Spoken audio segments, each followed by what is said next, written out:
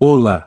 Seja bem-vindo ao canal Mental Impulse. Se você está aqui, significa que você quer ser melhor, individualmente, financeiramente e socialmente. Parabéns! Você faz parte da pequena porcentagem de pessoas no mundo que toma essa atitude. Para apoiar o canal, não esqueça de inscrever-se, curtir, comentar e compartilhar. Demonstre sua gratidão às pessoas que colaboram para seu desenvolvimento. Aviso: este vídeo contém ativadores sonoros e visuais que auxiliam na compreensão, foco e mentalização das informações. Essa é a 8ª parte de Quem Pensa, Enriquece, de Napoleão Hill. 5 maneiras de obter um bom emprego. As informações aqui fornecidas são o resultado líquido de muitos anos de experiência, durante os quais milhares de homens e mulheres foram encaminhados a vender seus serviços, com eficiência. A experiência provou que os seguintes meios oferecem os métodos mais diretos e eficazes de reunir o comprador e o vendedor de serviços. 1. Escritórios de colocações. É preciso ter cuidado para escolher somente escritórios conceituados, cuja gerência possa mostrar registros adequados de resultados satisfatórios.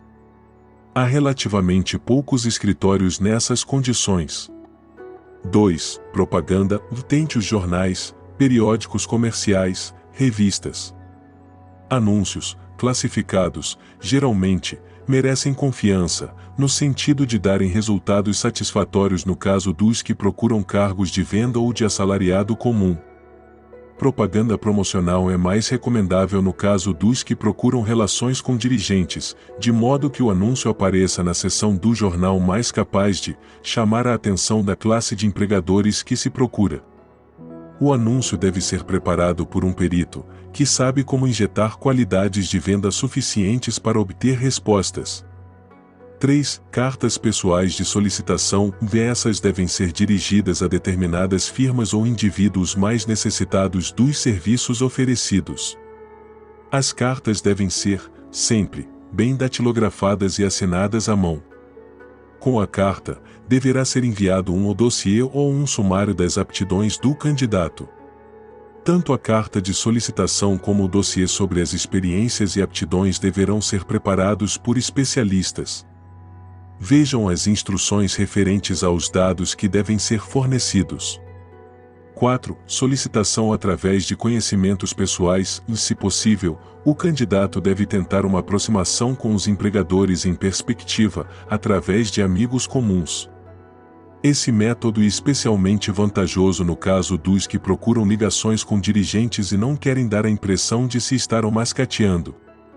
5. Solicitação pessoal. Em alguns casos pode ter mais efeito o candidato oferecer os serviços pessoalmente aos empregadores em perspectiva, ou nesses casos, deve ser apresentada, por escrito, uma lista dos requisitos para o cargo, uma vez que futuros empregadores desejam, muitas vezes, discutir as fichas apresentadas com os sócios.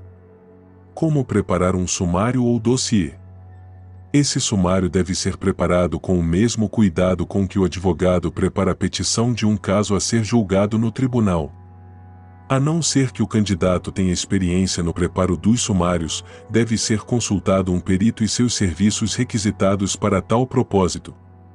Comerciantes de sucesso empregam homens e mulheres que compreendem a arte e a psicologia da propaganda, para apresentar os méritos do seu produto. Quem tiver serviço pessoal a oferecer, deve fazer o mesmo. Os dados seguintes devem aparecer no sumário. 1. Educação. Declare em poucas linhas, mas com segurança, a instrução que teve e quais as matérias em que se especializou na escola, dando as razões da especialização.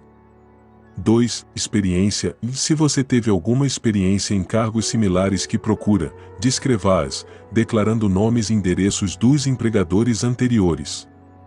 Assegure-se de estar salientando qualquer experiência especial que possa ter tido e que o capacitaria a ocupar o cargo que deseja. 3. Referências. Todas as firmas comerciais, praticamente, desejam saber tudo sobre resultados anteriores, antecedentes, etc., dos empregados em perspectiva, que procuram cargos de responsabilidade. Acrescente ao sumário breves fotocópias de cartas de A. Empregadores anteriores. B. Antigos professores. C. Pessoas proeminentes, cujo julgamento mereça confiança. 4. Uma fotografia. Coloque junto ao sumário uma fotografia sua, recente não enquadrada.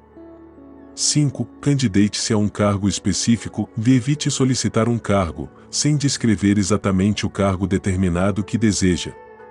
Nunca solicite, apenas, um cargo. Isso indica falta de aptidões especializadas. 6. Declare suas aptidões para o cargo. Dê todos os pormenores quanto à razão que acredita capacitá-lo para o cargo que procura. Esse é o pormenor mais importante da sua solicitação. Determinam, mais do que qualquer outra coisa, a consideração que irá receber. 7. Ofereça-se para um período de prova. Isso pode parecer uma sugestão radical, mas a experiência demonstrou que raramente falha para conquistar, ao menos, uma tentativa. Se estiver certo de suas aptidões, uma prova é tudo de que precisa. Além disso, a oferta indica que você tem confiança em sua capacidade de ocupar o cargo que procura. É muito convincente. Deixe bem claro que sua oferta se baseia em a. Sua confiança na capacidade que tem de ocupar o cargo. b. Sua confiança na resolução do empregador em perspectiva de empregá-lo após um período de prova. c. Sua determinação de conquistar o cargo. 8. Conhecimento dos negócios de seu empregador em perspectiva. Antes de candidatar-se a um emprego, pesquise bastante a respeito do tipo de negócios, para familiarizar-se com eles e indicar, no sumário, o conhecimento adquirido nesse campo. Isso impressionará bem, pois mostrará que você tem imaginação e interesse real no cargo que deseja. Lembre-se de que não é o advogado que melhor conhece as leis, mas o que melhor prepara o caso que vence. Se seu caso for bem preparado e apresentado, a vitória será mais do que metade ganha logo no início. Não tenha medo de se estender demais no dossiê. Os empregadores têm o mesmo interesse em adquirir os serviços de candidatos capazes do que você em conseguir um emprego. Na verdade, o sucesso de muitos empregadores de êxito é grandemente devido à sua habilidade em escolher representantes capazes. Eles querem todos os dados possíveis. Lembre-se de mais uma coisa: o capricho no preparo do dossiê mostrará ser você pessoa esmerada. Tive a oportunidade de ajudar no preparo de dossiês de clientes, que eram tão notáveis e fora do comum, que resultaram no emprego do candidato, sem entrevista pessoal. Ao completar o dossiê, mande encaderná-lo com capricho e escreva, à mão ou à máquina, o seguinte: Dossiê das aptidões de Robert K. Smith. Candidato ao cargo de secretário particular do presidente da Blank Company, Inc. Mude os nomes cada vez que mostrar o dossiê. Esse toque pessoal chama a atenção, com toda a certeza.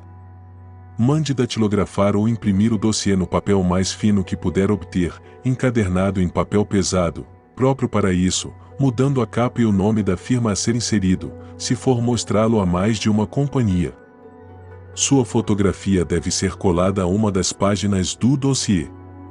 Siga essas instruções ao pé da letra, melhorando-as sempre que sua imaginação o sugerir. Vendedores de êxito vestem-se com esmero. Compreendem que a primeira impressão é duradoura. Seu dossiê é seu vendedor. Dê-lhe boas roupas, para que faça um contraste com qualquer coisa que o empregador em perspectiva tenha visto, como solicitação de cargo. Se vale a pena ter o cargo que você deseja, vale a pena, também, tentar consegui-lo.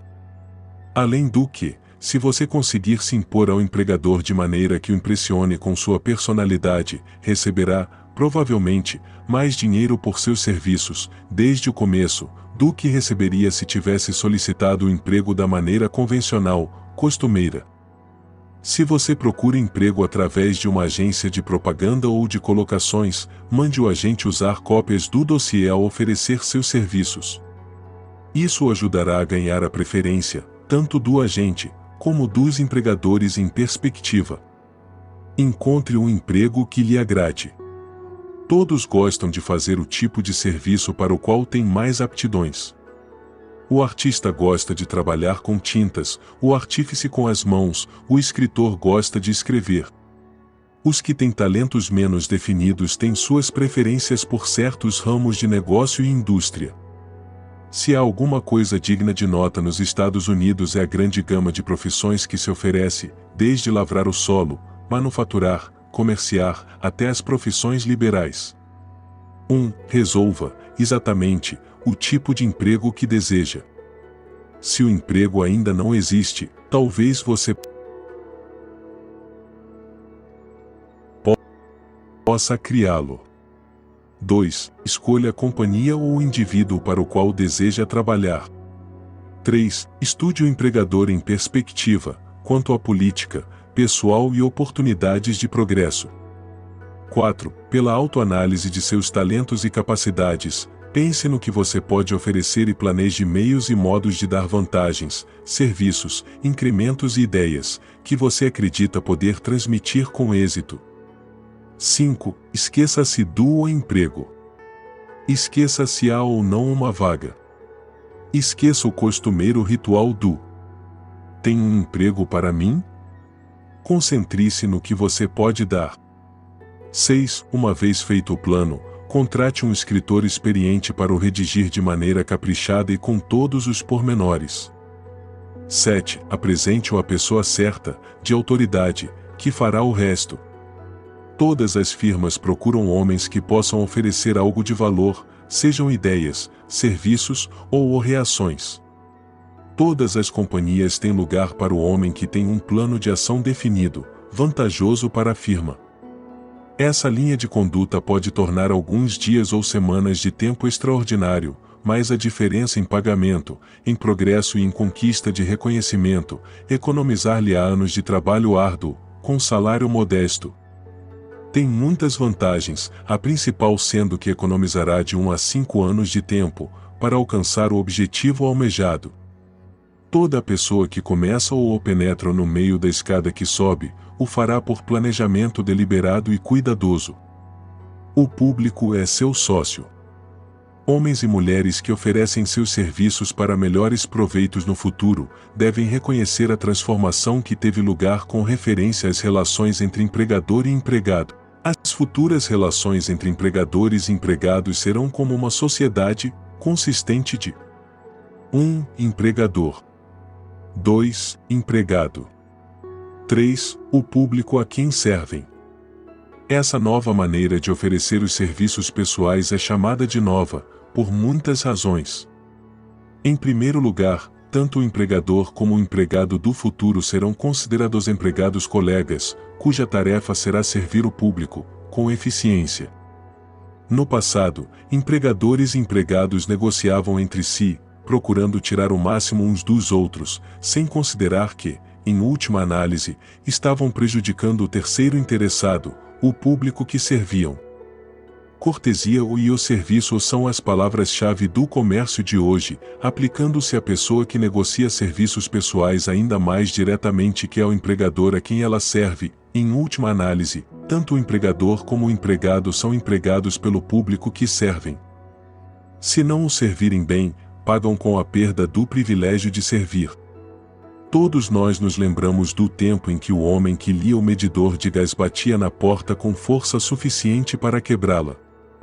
Quando se lhe abria a porta, entrava sem ser convidado, com uma carranca que parecia dizer claramente: "Por que me fizeram esperar?" Tudo isso mudou agora. O homem que lê o relógio de gás comporta-se como um cavalheiro que está encantado de servi-lo. Antes que as companhias de gás percebessem que seus empregados carrancudos estavam acumulando responsabilidades impossíveis de eliminar, os educados vendedores de fogões a óleo apareceram, fazendo um negócio da China. Durante a Depressão, passei vários meses na região carbonífera de Antracita, na Pensilvânia, estudando problemas que quase destruíram a indústria do carvão. Empregadores e empregados procuravam explorar uns aos outros, acrescentando o custo das negociações ou ao preço do carvão, até descobrirem que tinham criado um comércio magnífico para os fabricantes de utilidades domésticas à base de óleo e para os produtores de óleo bruto. Esses exemplos servem para chamar a atenção dos que têm serviços pessoais a oferecer, para mostrar que estamos onde estamos por causa de nossa própria conduta. Se existe um princípio de causa e efeito que controla os negócios, as finanças e o transporte, o mesmo princípio controla indivíduos e lhes determina o status econômico. Valorize-se de 3 maneiras. As causas do sucesso em oferecer serviços com eficiência e de modo permanente foram claramente descritas. A não ser que tais causas sejam estudadas, analisadas, entendidas e aplicadas, ninguém pode negociar seus serviços de modo eficaz e permanente. Cada um deve ser vendedor em causa própria no que se refere a serviços pessoais. A qualidade e quantidade de serviços prestados e o espírito em que são prestados determinam, em grande parte, o valor e a duração do emprego. Para negociar serviços pessoais com eficiência, o que significa um mercado permanente, por um preço satisfatório, sob condições agradáveis, deve-se adotar e seguir a fórmula ou quadra QI, que significa qualidade, mais quantidade, mais o espírito adequado de cooperação são iguais à vendagem perfeita de serviço. Lembre-se da fórmula ou quadra QI, mas faça mais que isso e aplique-a como hábito. Analisemos a fórmula para nos certificarmos de que entendemos exatamente o que significa. 1. Qualidade do serviço deve ser interpretada significando a execução de cada pormenor, ligado ao seu cargo, da maneira mais eficiente possível, sempre com o objetivo de conseguir maior eficiência. 2. Quantidade do serviço deve ser entendida como sendo o hábito de prestar todo o serviço de que você é capaz, em todas as ocasiões, com o propósito de aumentar a quantidade de serviço prestado, à medida que se desenvolve maior habilidade, através da prática e da experiência. Novamente se dá ênfase à palavra hábito. 3. Espírito do serviço deve ser interpretado como sendo o hábito de conduta agradável e harmoniosa, que induzirá a cooperação dos sócios e colegas. A adequação de quantidade e qualidade de serviço não é suficiente para manter um mercado permanente para seus serviços. A conduta ou o espírito com que você presta o serviço é fator determinante forte, tanto relativamente ao pagamento que você recebe como à duração do emprego. Andrew Carnegie frisou esse ponto mais que os outros, com relação à descrição dos fatores que levam ao sucesso, ao negociar serviços pessoais. Salientou inúmeras vezes a necessidade de uma conduta harmoniosa. Acentuou que jamais reteria qualquer homem, por maior a quantidade ou por mais eficiente a qualidade de seu trabalho, a não ser que trabalhasse num espírito de harmonia. Insistia em que os homens tinham de ser agradáveis. Para provar que dava alto valor a essa qualidade, ajudou homens, que se ajustaram a seus padrões, a tornarem-se extremamente ricos.